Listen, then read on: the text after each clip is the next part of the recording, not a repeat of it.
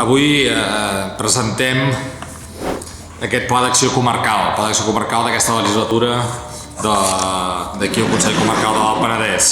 Aquest pla ha de comportar i comportarà, entenem, un progrés social, econòmic, territorial de l'Alt Penedès. Nosaltres hem elaborat aquest pla amb 10 objectius estratègics, 10 objectius que venim treballant des de l'anterior legislatura, però que d'una manera renovada i amb més ambició us els presentem. El primer, un focus molt clar en la transició energètica i el medi ambient. El segon, hem de ser un agent clau per la política territorial i la mobilitat a la comarca.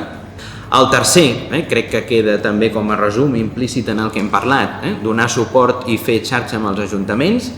El quart és tot el que té a veure amb l'escut social, la igualtat i l'habitatge. El cinquè, educació, ajuts de menjador, transport escolar i escola de música de l'Alt Penedès.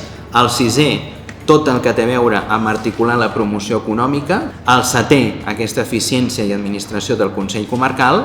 El vuitè, dinamitzar i assessorar sectorialment en aquesta part de joventut, gent gran, consum i habitatge, que són eixos clau en els que sí tenim un paper rellevant al Consell Comarcal de l'Alt Penedès.